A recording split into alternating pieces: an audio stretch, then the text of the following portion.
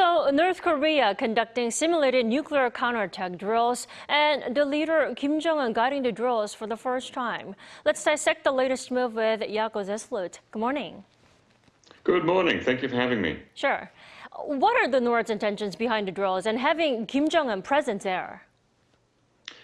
Yeah, this salvo of 4 600mm multiple rocket launch system rockets was explained by North Korean state media as being part of its a test of its nuclear trigger system. This is a counter-offensive scenario that simulates an attack against North Korea, followed by a counterattack against South Korea and the United States. Now, North Korea explained this by saying that it was responding to the joint US-Korea annual air exercises last week. And of course, North Korea blamed the exercises for raising tensions in the region. Now, alternatively, another possible explanation could be that this test was a kind of marketing tool directed at countries that may want to buy some weapons systems from North Korea, because it's a good source of hard currency. Now, also, KCNA said over the weekend, referring to another launch last Friday, that it was, quote, part of the regular activities of the administration and its affiliated defense science institutes for the rapid development of technologies in various aspects, such as tactical and technical performance and operation of new type systems. So it could simply be a test. Now, most likely, it's a combination of all three reasons.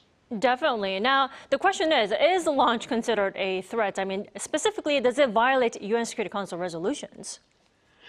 So in and of themselves, I think that launching from the mainland at an offshore island off the North Korean coast in the East Sea is not a direct threat to South Korea or its alliance partners, but it is a sign of the technology and capabilities that North Korea has that could be a threat to South Korea in the event of a future conflict.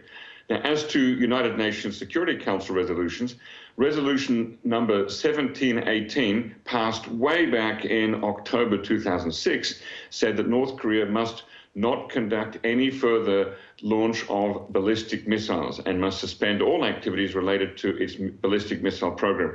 Now, that resolution was passed almost 18 years ago. So the question here is, are multiple launch rocket systems, MLRS, are they ballistic? Or are they artillery rockets? Now, I believe that South Korea counts MLRS as ballistic missiles because of their capabilities and because of their flight path.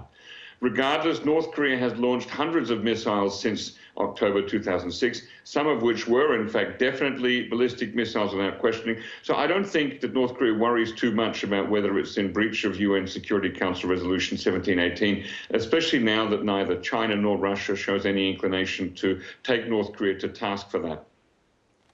Jacco, let's also talk about other military provocations that may be on the way. The head of South Korea's Joint Chief of Staff said yesterday that North Korea is preparing for its second spy satellite launch, but the launch is not imminent for now. Now, it's widely believed the launch would come around early mid-April, which is now. Why maybe the reasons for the delay? Okay, now there are many reasons why a launch of a satellite could be delayed, but I'll just give you 4 of them. The first one could be technical issues, so there may be some kind of malfunction or failure of critical components in either the satellite or the launch vehicle, so that's the rocket, that could cause delays. Now, these could include problems with the propulsion system, the guidance system, or the actual communication system on board the satellite or on the rocket that communicates back down to Earth. Now, there's also weather conditions to be taken into account. So launching a vehicle during unfavorable weather conditions can actually pose a risk to both the satellite and the launch vehicle, so they want to make sure that the conditions are just right. And then there's, of course, the third thing, quality control checks. Extensive quality control checks are always conducted before any launch, and if they find any issues, the launch can be delayed until they're fully resolved. And that may take days or even weeks. And the last one, I think, is the payload readiness. And the payload in this case is the satellite. If that satellite is not fully prepared or tested before the scheduled launch date, then delays might occur to ensure that everything is ready for a successful deployment of the satellite.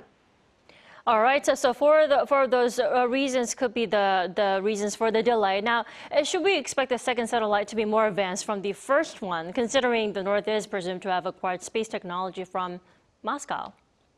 Yeah, that's a good question. So last year, when Kim Jong-un met Vladimir Putin at the Cosmodrome Vostochny Airport in mid-September, Putin answered yes when asked if Russia would help North Korea to build satellites. Now, the first successful satellite launch by North Korea was very soon afterwards, on November the 21st. That's not a lot of time to introduce or adopt any new technology between the time of the promise being made by Putin and the launch being carried out. So we might find that the new technology could be incorporated into this second launch. And of course, ideally, if you're North Korea, you want to launch better and more technology sophisticated satellites each time because you learn from each previous satellite. So I would say that it should be at least as advanced as the first satellite and maybe better. Don't forget that we've not yet seen the surveillance photos that may have been taken with the first satellite. So we don't even know how good the camera and the broadcast equipment on that first satellite are. Right, Jacco, before I let you go, if the North claims the second launch as a success as the first one, what would that mean for the North and here on the Korean Peninsula?